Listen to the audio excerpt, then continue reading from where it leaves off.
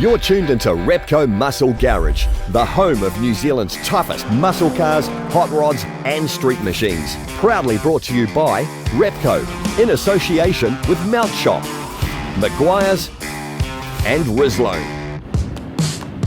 Thanks for tuning in to our Americana special. While it's made a couple of deviations south, classic cover Americana's home turf is Taranaki, and boy, don't you know it. Its 14th run on home ground once again brought the feel-good factor.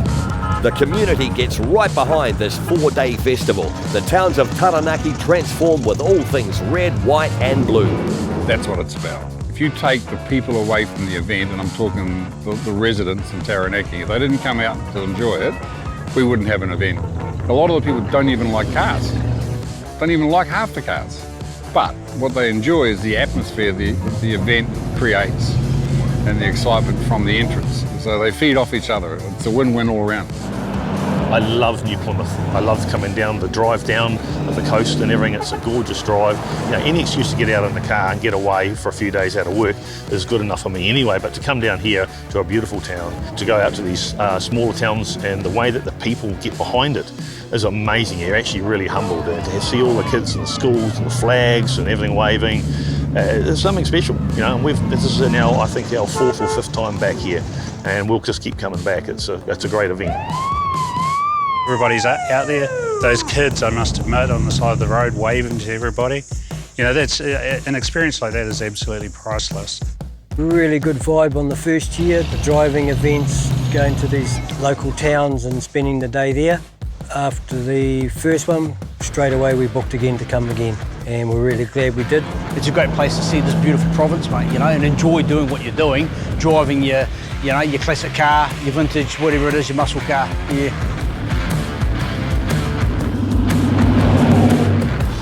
It's a celebration of American vehicles. We don't care whether it's new, old, hot rods, stock, highly modified. It's all about the V8, mate, and the vehicle.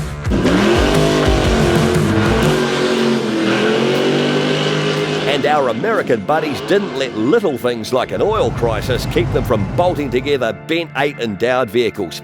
They're still doing it today. When we started the event in 2007, it was a brand new event, hadn't been run clearly. So it was like, we need everything we can get our hands on that's American. So that's what I said, anything American goes. Well now, you know, 13, 14 years later, we have a lot of new vehicles. And some people are going, well, there's too many new vehicles and there's not enough old vehicles. I'm supporting the people who supported us from day one. It's a formula that works too. This cross-section of the USA's finest is what makes Americana unique and keeps the punters coming back every year to the tune of 900 cars. Looking at all these beautiful cars that turn up and to think that they're all here in New Zealand in guys' sheds, man, I've been all over the States and you don't see them, you just don't see them, and you come here and they're everywhere, they're oozing out of the woodwork, it's great. And 163 Impala took everywhere to another level. Yeah, that was a real shock for me last year to be announced as the Americana choice. Meant that we got all the sort of the photos taken for the car, which were then obviously turned into the t-shirts and all the brochures and things like that, and advertising that was done for the show this year has all got the featured car as mine, which is really, really cool. So of course, off to the merchandising stand yesterday to buy up large on shirts and stuff for the family. So everyone's going to be having to wear a shirt now. Yeah. 1963 Chevy Impala 409, so it's original 409 4-speed car. 2-door obviously sports coupe. It's not an SS model, but just the one down from it. Yeah, out of North Carolina, was brought in here about 14 years ago, done here in New Zealand for Louis Anderson from the Vodafone Warriors. It was kind of cool. I think it was Jason Henson back in the day was running a little show called Real Rides, and this was the feature car that they did over the 10-week build from what I understand. And the cool thing was I was able to find a little bit of video clip sort of stuff on that to see the build and what had been done when we came across it, just sort of reinforced you know, your purchase when you're buying a car, that it had been done well. But yeah, it's a little bit special in that regard. It is all numbers matching car, but it's also been a little bit hot rodded, which I like as well. 2020's Americana Award capped off a fair bit of buzz that's followed the big coupe around of late, but this is no new build. While James has certainly stamped his mark on the Chev since taking ownership, at a glance the big GM coupe doesn't look too far from its grand TV unveil, and that was some 14 years back. The Impala still retains plenty of the good bits that caught James's attention in the first place. I'm a muscle car guy, and I wasn't really, like I say, looking for an Impala at the time. I was looking for a big block car, and yeah, just trying to find something that ticks all the boxes, which isn't easy. People look at Impalas kind of as probably a bit more that low rider, kind of gangster sort of style cars to some respect, or they're cruisers, and it's a bit of both. It's a cruiser and a muscle car. With the 409, it just gives it that a little bit more power than the general small block that they normally came with, and they're just a really cool engine. I mean, they're super rare. They have a look about them that's just different from everything else, and that's just what attracted me. It's just a different motor that you don't often see, and it attracts a lot of attention, and the colour. The colour's a real key thing, I think, with this car. I get so many comments about it. The colour on the car just pops in the sun and it just draws a crowd. I think people like big cars. I love cars from the kind of the 50s and 60s era that have a lot of sort of chrome and detail to them. And it's just, I've been kind of blessed with it, really. So it's won a few shows and done really well, and I enjoy it, and we get out and use it a lot. That's the key, is driving them, And as far as big hardtops go, at Americana, James would find plenty of good company.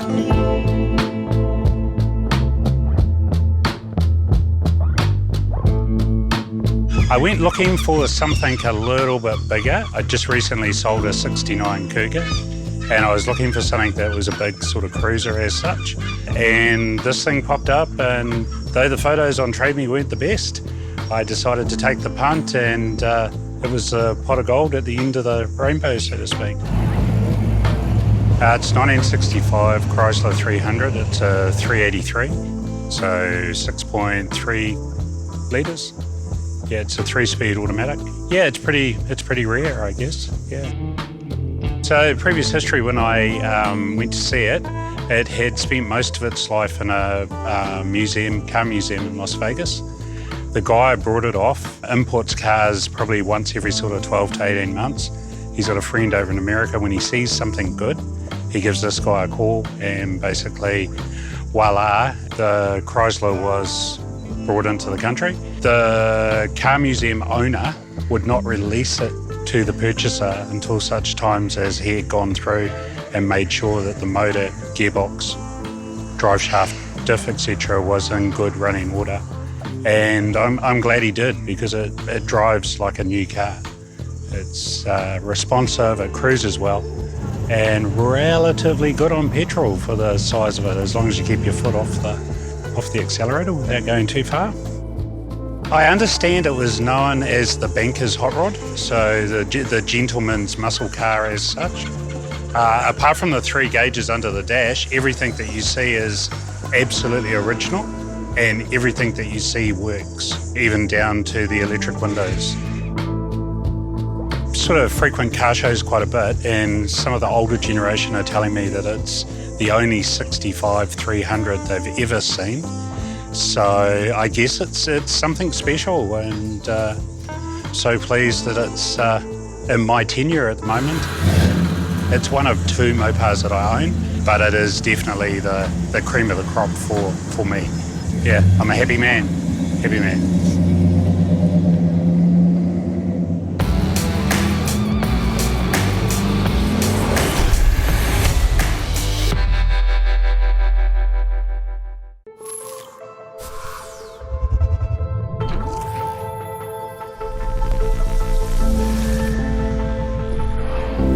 The advanced protection of hybrid ceramic. Whoa. Now in 3 easy-to-use products.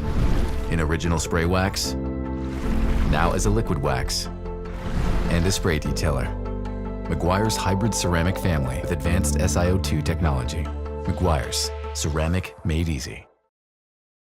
Rizloan has been in engines almost as long as engines have been in cars. Why? Because from then until now, there's never been a perfectly clean fuel. This means every time you fill up, you're adding pollutants and contaminants to your fuel system. Rizloan Fuel Injector Cleaner can cure those woes and help save your engine. Rizloan Fuel Injector Cleaner adds an upper cylinder lubricant, providing double the cleaning power out of the same bottle. We know something about aging well, so when we say it's your engine's fountain of youth under a screw top, you can count on it. Rizloan is the original engine tune-up. Available at participating stores near you.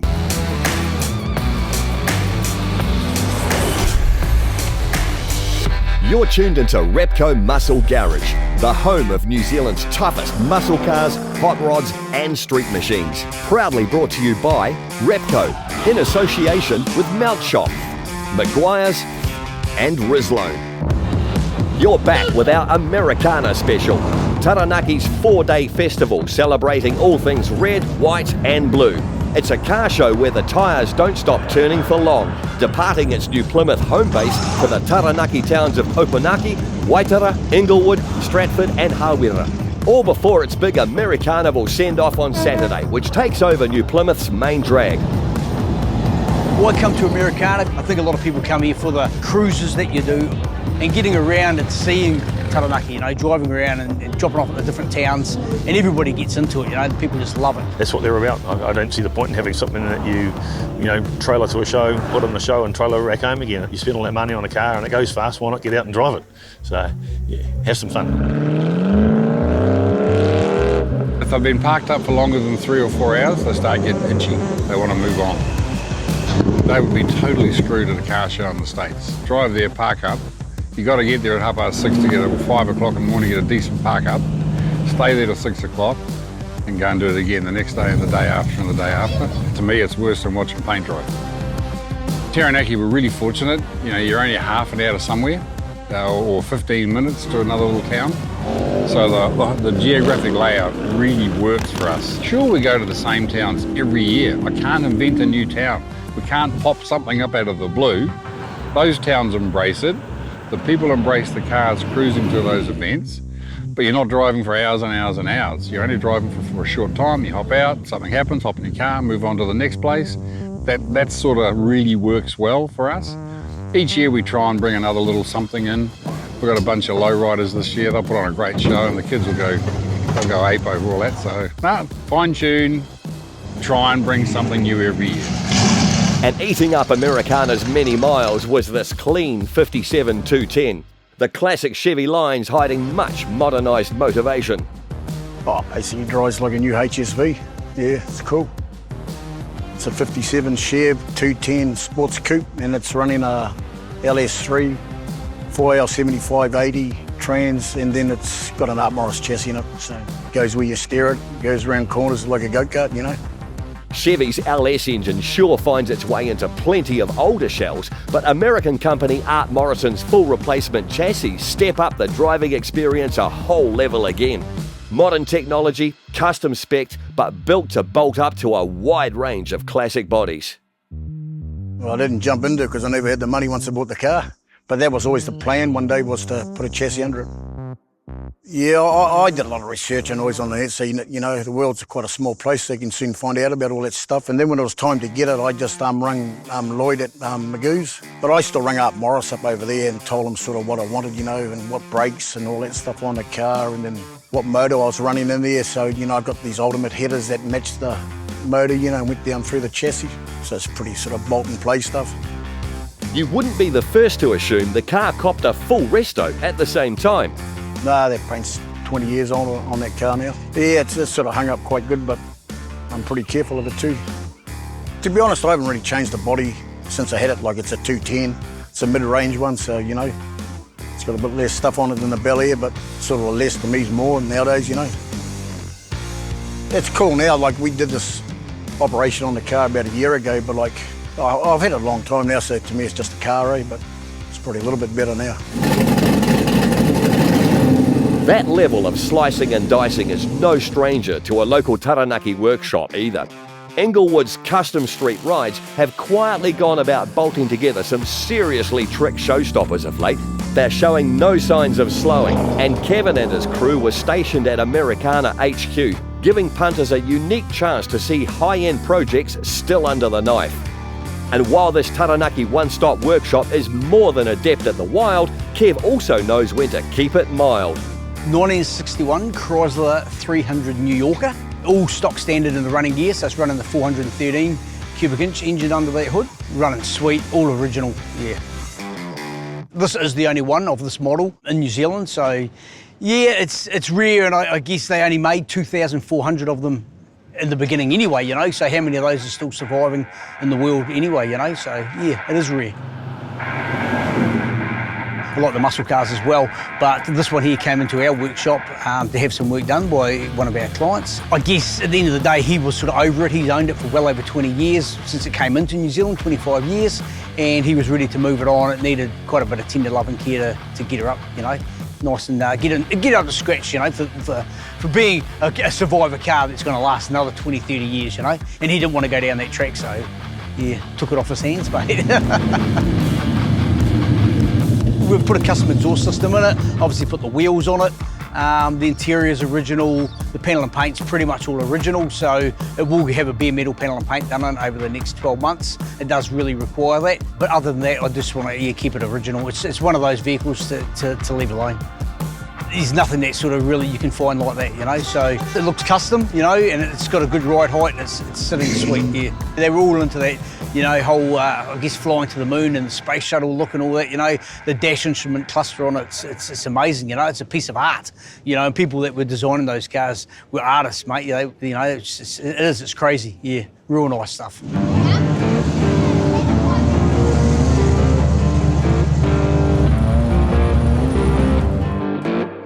It's a 1970 Buick Skylark, painted up in a GSX livery, running a 496 Blueprint engines, crate engine. I was looking for a 69 Pontiac GTO originally, and I was looking for a big tyre pro street car. This car came up 10 years ago now, and I liked the look of it. It was something a little bit different, being a Buick, and so yeah, decided to buy it. The car had been restored in California, but the owner lived in Indiana. He'd moved to Indiana, so we purchased it off eBay, and that was 2009 now. The condition it was in was pretty much as you see it, yeah. Bar the engine, of course, it had a different, was running a big block Chevy before, sort of gave up that engine, and then we decided to purchase a crate engine. It's a 496 crate engine from Blueprint Motors, which is they're a crate engine specialist in America. Backed up behind that, it's got a turbo 400 transmission that's been beefed up by Auto Trans Limited in Auckland. 9-inch rear, it's got the Ford 9-inch rear, 389 gears in the back with the 31 and 18.5 Hoosier Pro Street radials. Yeah, I always liked that look, the big tyre Pro Street look. Sort of not a hell of a lot in New Zealand of that sort of style, and yeah, that sort of reinforced the decision to buy it. It's been a real sort of head turner in the Americana so far, you know, you get a lot of good comments, good response to the car. That was the whole idea really, I suppose, you know, but no, I'm really happy with it. It's a really cool car. Rounding out Americana's impressive turnout of GM hardtops was local lad Wayne in his freshly finished GTO. Okay, it's a Pontiac GTO 1967, numbers matching car with the 400 cubic inch engine, the TH400 transmission behind it. Gets along, uses a bit of gas, 360 horsepower, which I guess in 1967 was quite a few horses in the corral. Yeah.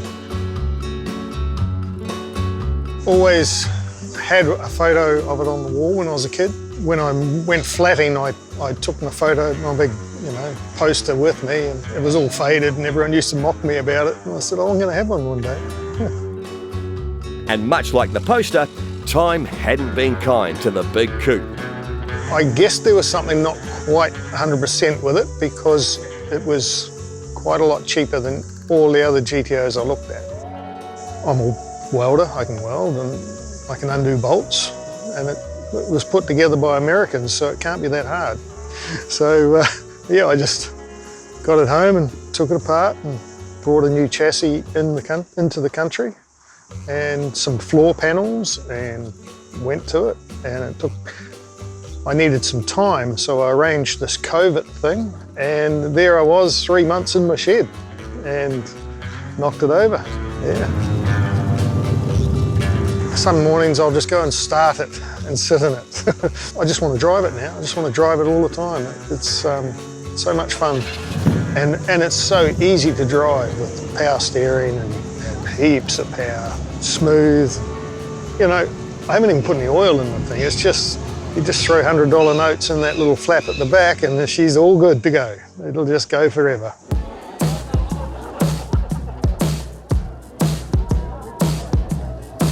Americana concludes on a Saturday with the Americarnival, a mass takeover of New Plymouth city centre.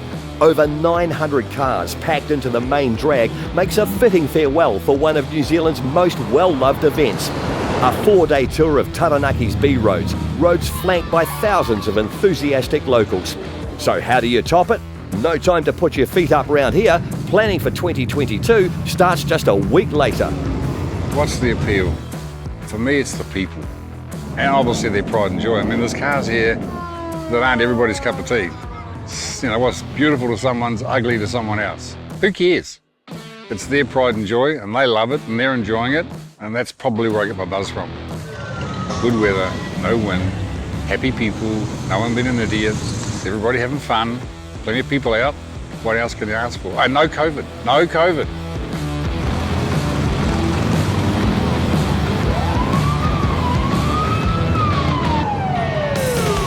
Your ride needs some love? We've got you sorted. Thanks to our mates at Maguire's, we have this massive complete car care pack worth over $760 to give away. Plus, a $500 mount shop voucher to keep the underside ship-shape too. And to top it off, 1 year subscription to NZ V8 magazine. To enter, simply head to themotorhood.com and hit the Repco Muscle Garage link. The winner will be drawn at the end of the series. Easy.